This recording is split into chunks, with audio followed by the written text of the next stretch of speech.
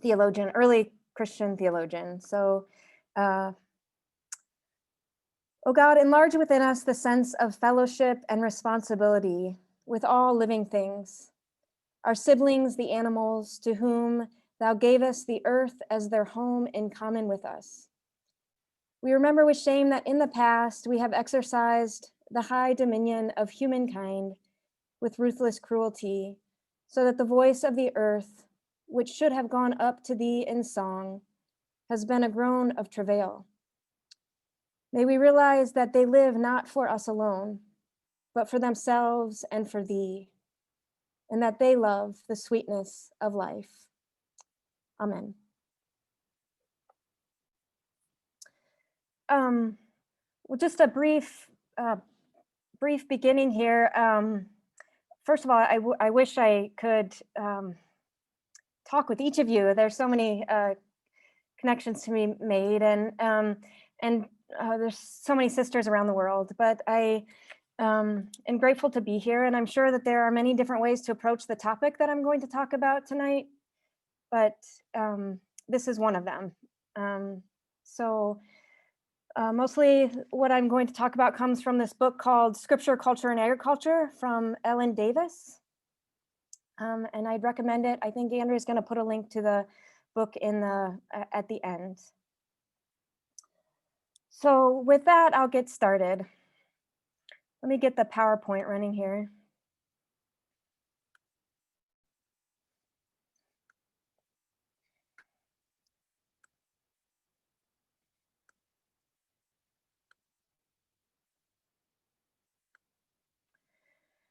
All right.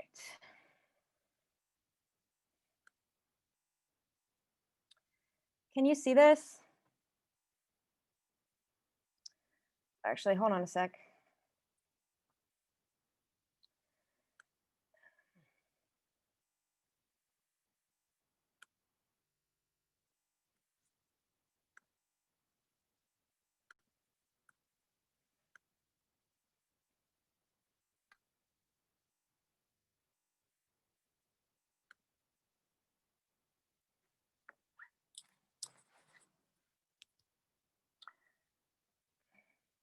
I might have to run it just from this slide because I need to see my notes, so I didn't print those off.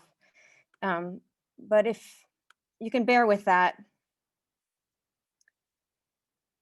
Okay, so just one more note. I sort of had given up on Christianity in terms of its relationship to ecology, because so much harm has sort of accompanied it. But I think that's mostly how I go about the lens with which I view it in these days. So this is a sort of a reawakening the agrarian roots and the ecological roots that are part of the Hebrew scriptures. Okay, so what are stories of origin and what purpose do they serve? I am not an expert on origin stories, but I think asking this question when looking at any origin story is important. What is the story trying to tell us about where we come from, where we are going, and how we are to live? What values are hidden or revealed in the telling of the story? And what can we learn by comparing stories of origin with one another? I will not in this presentation explore these questions directly, but they inform this presentation. And I briefly name 3 examples of origin stories here. One is the story of Sky Woman, told by Robin Wall Kimmerer in the beginning of her book, Braiding Sweetgrass. Kimmerer is an enrolled member of the Potawatomi Nation, a scientist, a professor, and a mother. And as she tells the story, Sky Woman falls from the sky, is caught by geese, and upheld for a time on the back of turtle. Otter, loon, beaver, sturgeon try to dive to find her mud on which she might live. But it is finally Muskrat, the weakest of all divers, who gives his life to bring her mud from the bottom of the water. And here is how Kimmerer describes this gift and what Sky Woman gives in return. These are words of Kimmerer's. Sky Woman bent and spread the mud with her hands across the shell of the turtle. Moved by the extraordinary gifts of the animals, she sang in thanksgiving and then began to dance. The land grew, and as she danced her thanks, from the dab of mud on Turtle's back until the whole earth was made. Not by Sky Woman alone, but from the alchemy of all the animals' gifts, coupled with her deep gratitude. Together they formed what we know today as Turtle Island, our home. Like any good guest, Sky Woman did not come empty-handed. The bundle was still clutched in her hand. When she toppled from the hole in the sky world, she had reached out to grab onto the tree of life that grew there. In her grasp were branches, fruits, and seeds of all kinds of plants. These she scattered onto the new ground and carefully tended each one until the world turned from brown to green. Wild grasses, flowers, trees, and medicines spread everywhere. And now that the animals too had plenty to eat, many came to live with her on Turtle Island. So that's the story of Sky Woman told by Robin Wall Kimmerer. Another story of origin is the Kumulipo, one of the many creation chants of the Hawaiian Ali'i, the ruling chiefs. The Kumulipo is the sacred genealogy of one of these chiefs. When written down in Olelo, Hawaii, the chant is more than 2,000 lines long.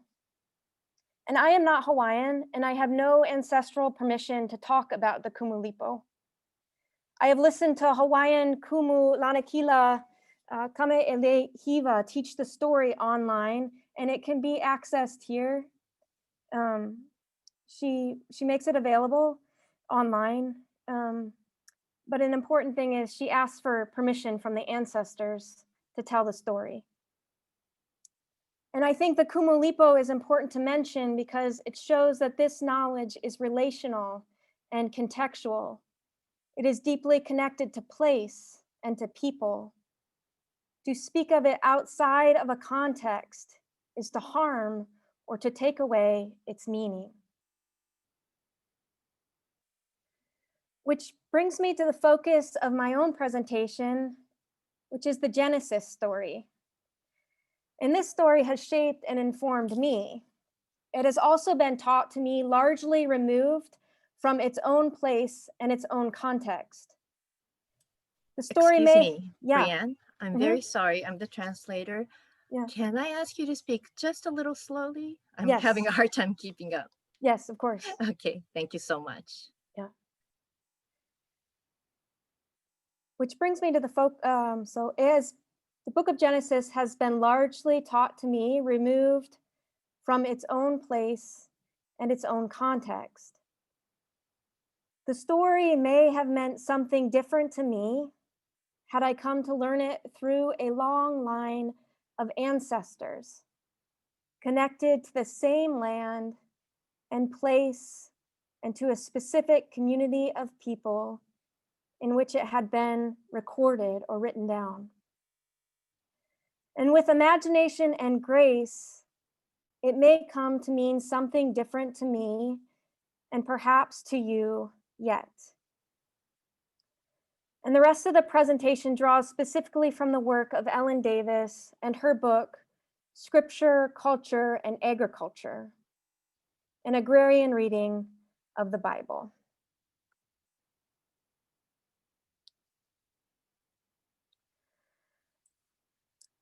So first of all, Davis lays out 4 agrarian principles that may illuminate the world of biblical authors, and so help us later readers to read the Bible more accurately. These are important to name because we may miss them as we read with modern lenses. Although those who maybe come from an agrarian context may have an easier time seeing these things than others. The first of these principles is the primacy of the land. The land comes first. It is a fellow creature that can justly expect something from us whose lives depend on it. Humans don't come first, the land does. And if you have a Bible and pull it out, you can see this is clear in both Genesis creation accounts, chapters 1 and 2. In Genesis 1, which I'll read later, the story begins with capitalized day, night, waters, sky, land, and vegetation. Humans come later, after the land. And when they do, and when they finally do, they are given a particular responsibility. In Genesis 2:15, the responsibility is to till and to keep. And importantly, the word aved that Adam is charged with, which is generally translated as to till, means a lot more than this. It means also to work for, to serve. Aved, to till the land, to work for, to serve the land. The human is to serve the land. The definition of to keep is generally filled out or expanded by the practice of observing. So the translation may be more accurately, and Yahweh God took the human and set Adam in the Garden of Eden to work and serve it, to observe and thus preserve it. The land is primary, not humans. And the second principle is that we don't know much. Wisdom and informed ignorance are moral approaches to the land and to life generally. The cycles of land and life work in ways that we are still learning. To acknowledge our lack of knowledge is wise. Thirdly, there is modest materialism. In other words, writing in specific and concrete terms is preferred to writing in generalities and abstractions.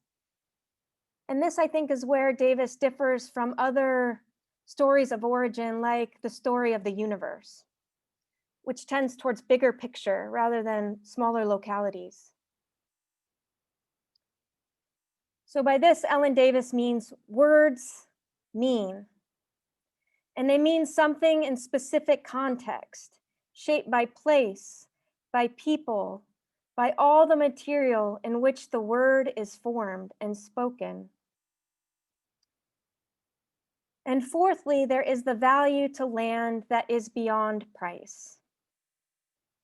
Land is the earnest of the covenant, the tangible sign and consequence of God's commitment to the people of Israel.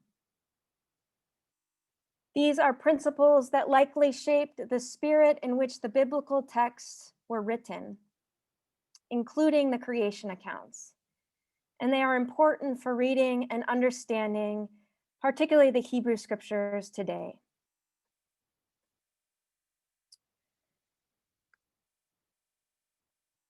So exploring Genesis 1. Firstly, there are generally three kinds of texts in the Hebrew Bible, and these are poetry, prose, and laws. And Ellen Davis suggests that Genesis 1 is a poem. It is a poem of creation. And why does grouping it in this way matter? Am I doing okay? You be on speed?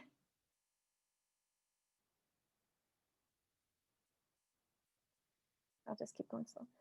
So reading the text as a poem means following its orderly presentation and highlighting the elements that suggest an aesthetic intention, which is to say, noting how the text speaks to the imagination. It is not to be read as doctrine.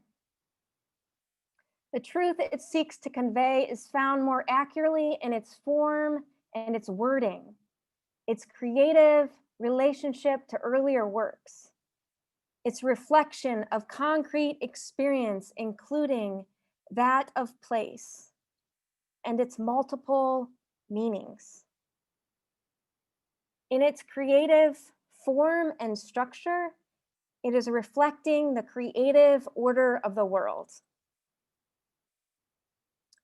So with that question and spirit, I'll now take a brief moment to read Genesis 1. And I hope you are able to follow along, if you'd like, in the translation of your choice. So I'm using the New Revised Standard Version in English. So in the beginning, when God created the heavens and the earth was a formless void, and darkness covered the face of the deep, while a wind from God swept over the face of the waters. And then God said, "Let there be light," and there was light. And God saw that it was good. And God separated the light from the darkness. God called the light day, and the darkness God called night.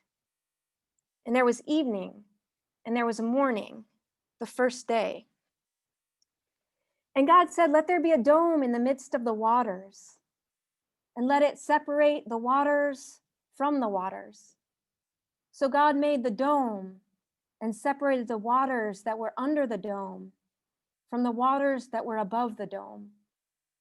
And it was so. God called the dome sky, and there was evening, and there was morning, the second day. And God said, "Let the waters under the sky be gathered together into one place, and let the dry land appear." And it was so. God called the dry land earth, and the waters that were gathered together God called seas. And God saw that it was good. Then God said, "Let the earth put forth vegetation, plants yielding seed, and fruit trees of every kind on earth that bear fruit with the seed in it." And it was so. The earth brought forth vegetation, plants yielding seed of every kind, and trees of every kind bearing fruit with the seed in it. And God saw that it was good. And there was evening, and there was morning, the third day. And God said, "Let there be lights in the dome of the sky to separate the day from the night. And let them be for signs and for seasons and for days and years. And let them be lights in the dome of the sky to give light upon the earth." And it was so. God made the two great lights, the greater light to rule the day, and the lesser light to rule the night, and the stars. God set them in the dome of the sky to give light upon the earth, to rule over the day and over the night, and to separate the light from the darkness. And God saw that it was good. And there was evening, and there was morning, the fourth day.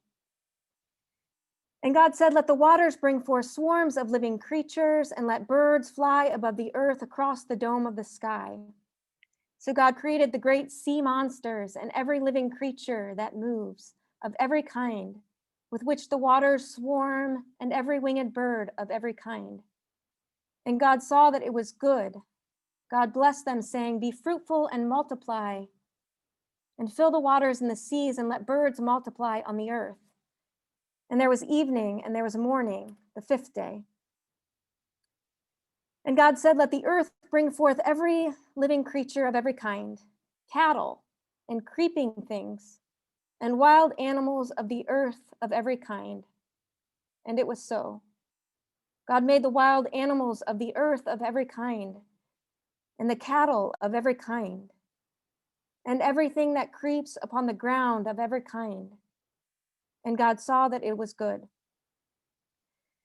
Then God said, let us make humankind in our image, according to our likeness, and let them have dominion over the fish of the sea, and over the birds of the air, and over the cattle, and over all the wild animals of the earth, and over every creeping thing that creeps upon the earth. So God created humankind in God's image. In the image of God, God created them. Male and female, God created them. God blessed them, and God said to them, be fruitful and multiply, and fill the earth and subdue it, and have dominion over the fish of the sea, and over the birds of the air, and over every living thing that moves upon the earth. God said, see, I have given you every plant yielding seed that is upon the face of all the earth, and every seed with seed in its fruit you shall have for food. And to every beast of the earth, and to every bird of the air, and to everything that creeps on the earth, everything that has the breath of life, I have given every green plant for food. And it was so. God saw everything that God had made, and indeed it was very good. And there was evening, and there was morning, the sixth day. So that's Genesis 1. So a few things to note. The poem has rhythm. And God said, and God saw that it was good. That phrase is repeated 7 times, which is generally a number of wholeness. The rhythm emphasized that divine perception sees creation as good. It is reflective of the divine to perceive the world in this way. The creation is good. It has intrinsic value.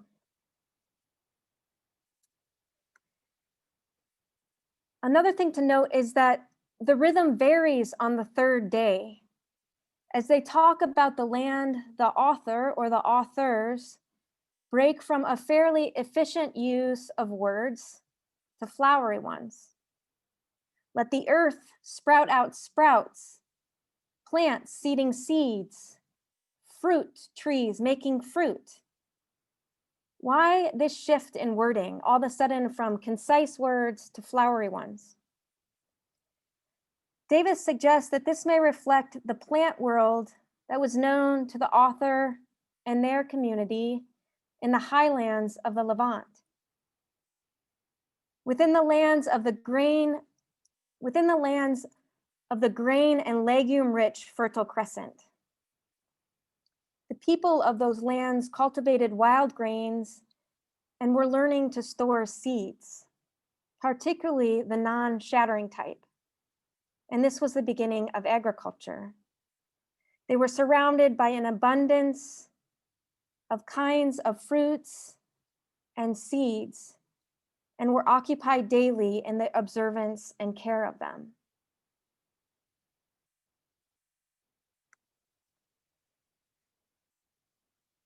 So another thing to notice is that God and earth are the primary characters.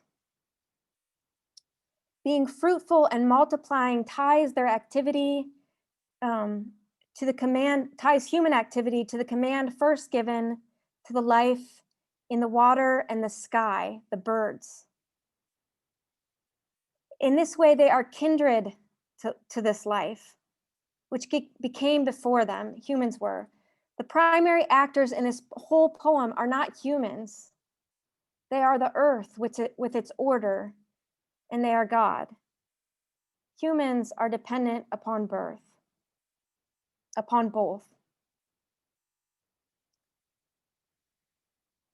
So moving ahead now to verse 26 and beyond, the verse is problematic. This is where dominion and subduing come into play.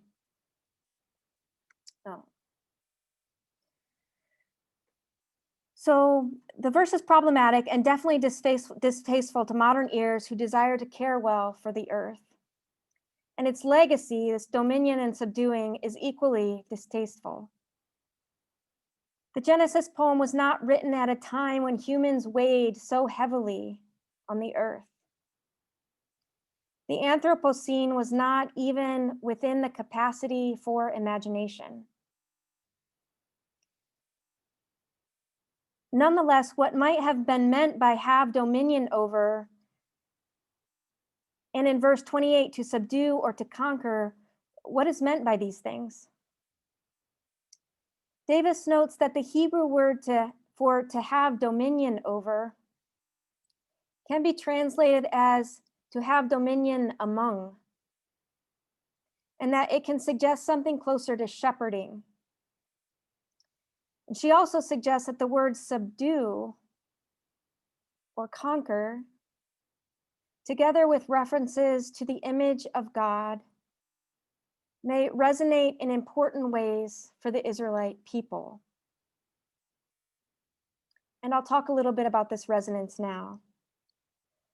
So the image of God, Davis notes, is used very infrequently in the Hebrew scriptures, only 5 times to be exact. 3 of those 5 times are here in this poem. We use the phrase a lot now, but its rarity in Hebrew scripture is there. At the time of the writing, generally divine image was born only by kings.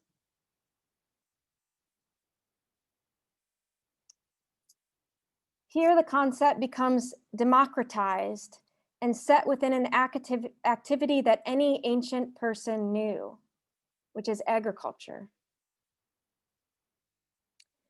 The Hebrew word for subdue and conquer, as Davis translate it, is also used infrequently in the Hebrew scripture. And she suggests that it may have deep meaning if the poem was written during the Babylonian exile. For a people who had been conquered and whose land had been taken from them, it may have suggested the hope of reclaiming the land for themselves, along with the moral charge to be a shepherd among it. So on the other hand, the word may be poignantly ironic in this case. The Israelites lost the land of Canaan. They had not followed, observed, and preserved the land as it was intended. They began exploiting it and mirroring the extractive economy of Egypt, like the prophets Amos, Hosea, Isaiah talk about. Davis writes this concisely. She says, what is stated in Genesis 1:28 is that humans play a special role, both powerful and responsible, in maintenance of the order that God has established. What is left unstated here, but should be burned into the memory and moral understanding of those who hear, is that the land, the habitable earth, can be lost in penalty for disobedience. A surface reading of the word subdue carries none of this meaning. So finally, in this origin story, on the 7th day is the role of delight. The story ends with the 7th rhythm of the maker's perception. Indeed, it was very good. And the maker rests in this. The last verse of the story is, these are the generations of the heavens and the earth when they were created, which is actually not an end, but a beginning. Rather than a turning over of the earth to humans, the future may be the beginning of God's delight. Appreciation and enjoyment of the creatures are the hallmark of God's dominion, and therefore the standard by which our own attempts to exercise dominion must be evaluated and judged. So my conclusion. The point of all of this is to suggest that read in a certain way, the poem in Genesis tells a story that may both reflect and diverge from other ancient creation narratives. The main characters are not humans, but earth and God. Human life is to reflect, observe, preserve, and shepherd the order upon which they are dependent. And I have certainly, and perhaps you have too, missed the land-centeredness of the poem because I have read with modern sensibilities. As an origin story, the Genesis poem is a multi-layered depiction of the unfolding of God and earth. It is a poem of order, becoming abundantly clear in the grain seeds and fruit trees of a particular place. It is an attempt to situate the human responsibility in this order, and it is suggestive of what may happen when this responsibility is neglected. So my questions are, what can be learned by comparing this story of origin to other stories, like the story of Sky Woman? And what wisdom may be gleaned by both?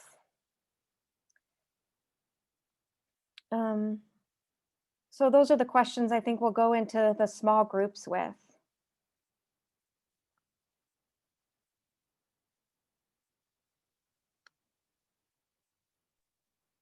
Okay, thank you so much, Bree.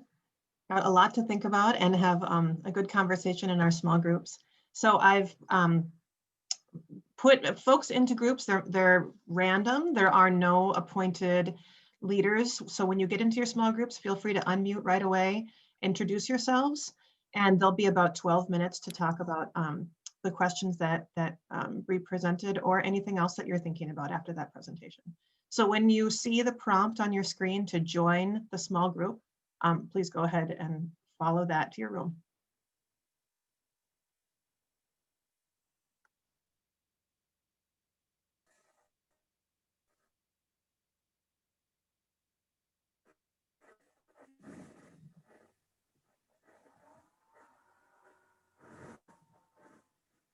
In line with Laudato Si and the best teaching of this story.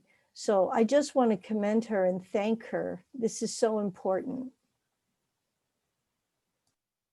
Thank you, Lynn. Brenda Lau, please go ahead. Brianna, you talked about the universe story as being the biggest picture, and I'm going to refer to what you shared with us as the agrarian narrative. How do they relate to one another? So great question. Thank you for asking it. Because I've been taken by the universe story. I mean, I studied with Mary Evelyn Tucker and John Grimm, and really taken by the universe story, and it meshes with sort of evolution and the sort of these origin stories that kind of coincide really well. The thing that I really value about Ellen Davis's work, even, I mean, she wrote it's not new. It's, she wrote the book, I think 10 or 15 years ago, but put attention to place. And so I can talk, I can be on the page of the universe story, but what does that mean for me living in Hawaii as a visitor, right? So learning what Mauna Kea is and means to people here, or learning what the koa has been used for, or learning, so I guess I've been hungry for that particular attention to people who have known and lived with a place for so long that they can name hills or how waters come down at particular times of the year. So I value Davis's work specifically as opposed to the universe story because of its attention to place. Thank you. Mary Kay, I see your hand. Go ahead and unmute and speak. Bree, I would just invite you to weave your own story into this a bit in terms of your own relationship with the land. And was Homestead Farm the name of one of the places you lived? And then White Violet, and how were seeds planted in those places? What drew you to this topic? Yeah. So before going to divinity school, I worked for 7 years on 5 different farms, which taught me a lot about, what it takes to live off the land. But I was always short-term commit. I mean, 2 years in one place, 3 months in another, 2 years in another, and really valued the perspective of people who had been with the land longer. And so my spouse is from Hawaii, her family is from here. And again, it's learning to be respectful of the place that I'm in and the people who have been here for a lot longer than I have.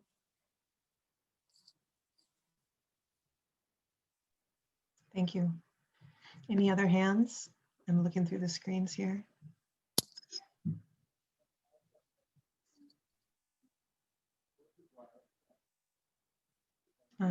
Oh, I see Patrice and then Ruth. Go ahead, Patrice, and unmute and share. Bree, how does your feminism fit in with this kind of thing? Oh, I think it's written through it, although it was just everywhere. You find God more feminine in these early stories? I mean, I Yes. certainly do. Anyone who likes things that grow, that always seems so womanly, Yes. Yes. I mean, that's a crucial part of particularly being a minister in the Christian church, is learning having the courage to reference God as female. It's so still such a violence to some people. Mm-hmm. But it's idolatry. It's idolatry not to use more than one kind of metaphor for God. So I thought when you just read, God said it was very good, and you slipped into he once, mhm. and then I realized that when you were just using God, it became more of an image for me. I could make it my own, where the minute you say he, I can't help Yeah. myself. I see the guy leaning down. I see Yeah. the God we learned, had the white hair. Even in the garden, he already had white hair, so that was very helpful to hear that, because you don't Mhm. hear poetry read like that, for the poetry of the Bible read like that very much, and you made it work. So thanks for that. I mean, it's still you can still hear hierarchy Yeah. through it. So the story of Sky Woman is she's on the same page, right, as the other animals. Yep. And she falls out of the sky, but she's vulnerable with the other animals. And in the Christian narrative, God is sort of set apart, which, I mean, that's just something to recognize. But at least delighting in it. Mm-hmm. Patrice, would you like to share next? Just very quickly, I love the concept of the shepherd, shepherdess. Mm-hmm. And that's what we're called to be and to do.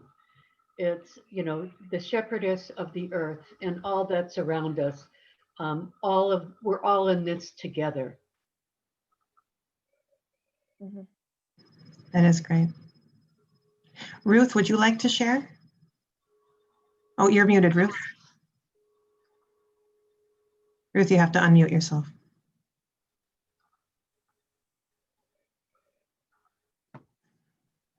Ruth, we can't hear you. You're muted.